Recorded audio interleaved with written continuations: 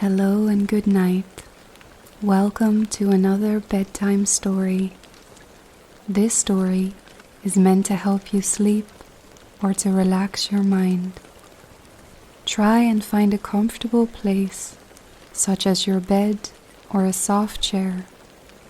If you feel comfortable, you can close your eyes now. Try and let go of the day as we begin our tale.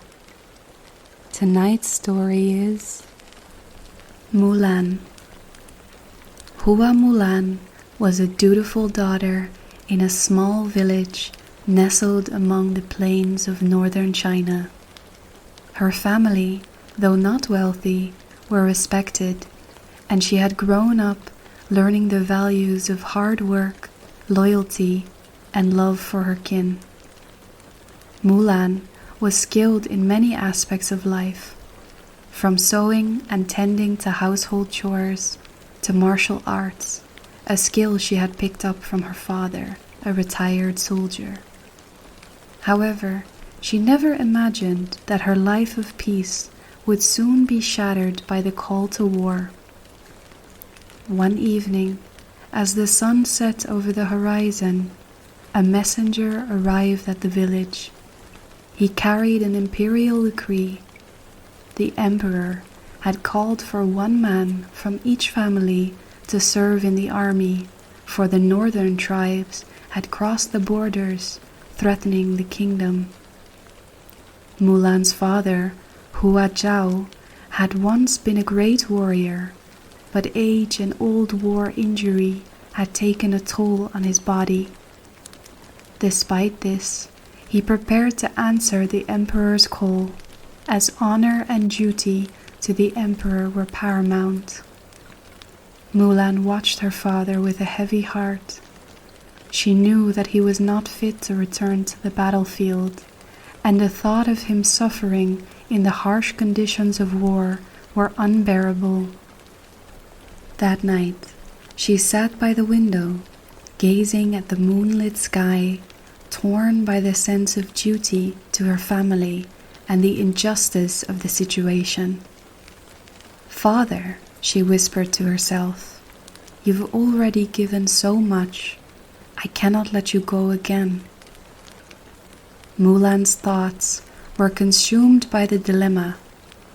In her mind, she replayed scenes of her father struggling to lift his sword, hobbling on his injured leg.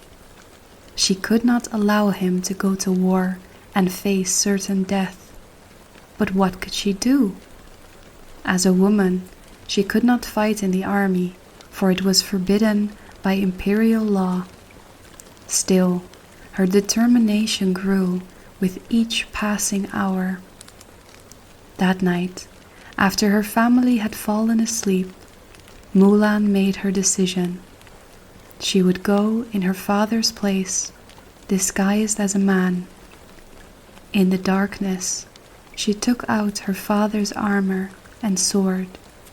Her heart pounded as she cut her long, flowing hair with a sharp blade, binding it tightly to look like a young male warrior.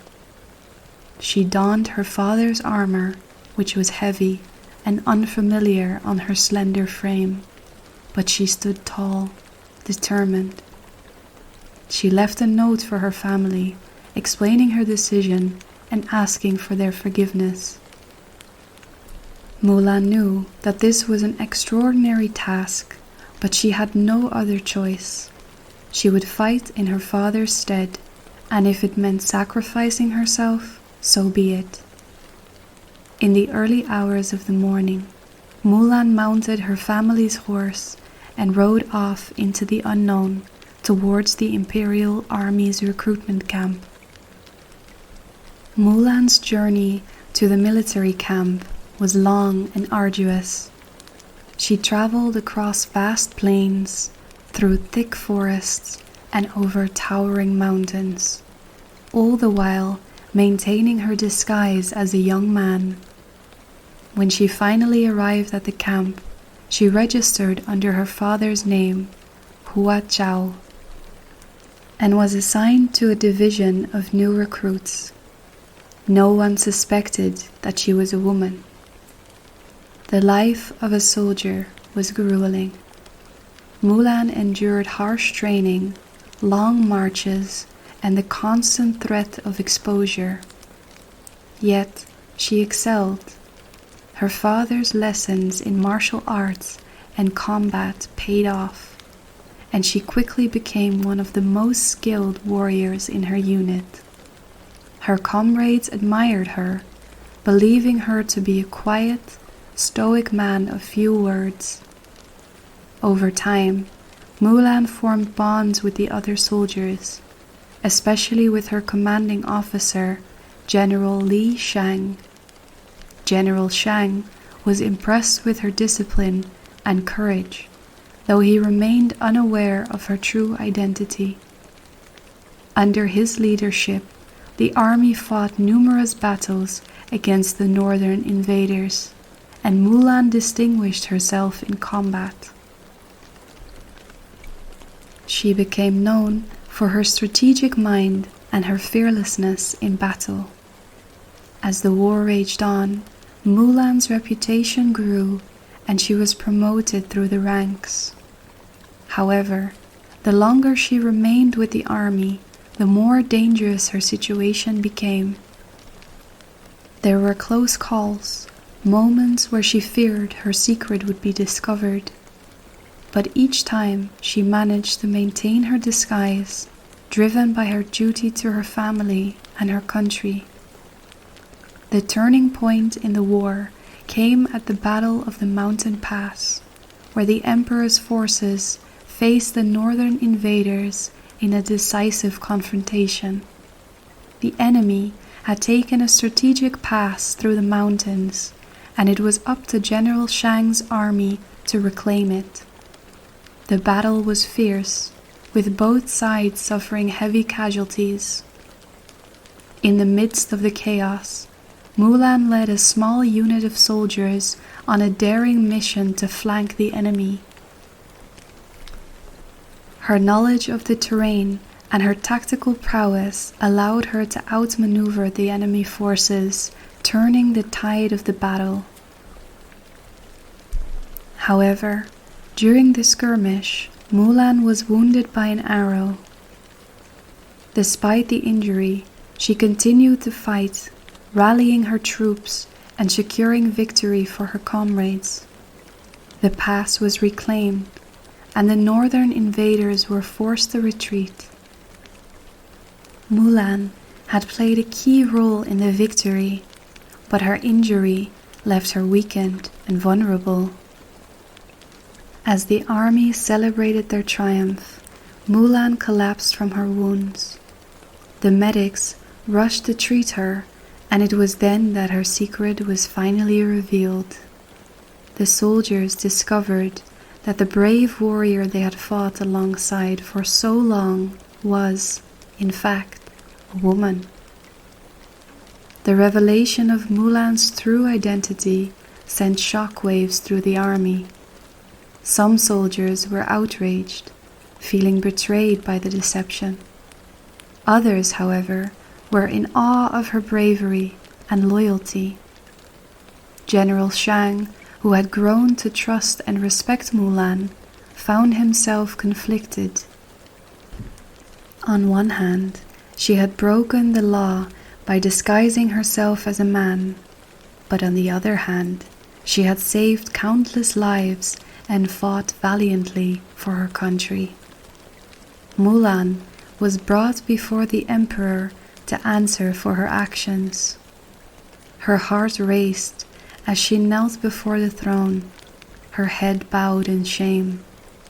She knew that she had violated the law, and she fully expected to be punished for it.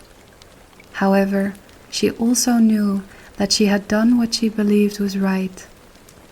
The Emperor, a wise and just ruler, listened to the accounts of Mulan's bravery and her contributions to the war effort. He was deeply impressed by her courage and her willingness to sacrifice everything for her family and her country. After a long silence, the Emperor spoke. Hua Mulan, he said, his voice calm but authoritative. You have shown great courage and loyalty to your family and to the empire. Though you have broken the law, your actions have brought honor to your name and to your people. You have proven yourself to be a true warrior. With those words, the emperor pardoned Mulan for her deception and offered her a place as an officer in his personal guard. It was an unprecedented honor, one that no woman had ever received before. Mulan, though deeply grateful, humbly declined the offer. She wished only to return home to her family. The emperor granted her request, and with great ceremony, Mulan was allowed to return to her village as a hero. When Mulan returned to her village, she was greeted with joy and celebration. Her family, who had feared for her life, wept with relief at her safe return.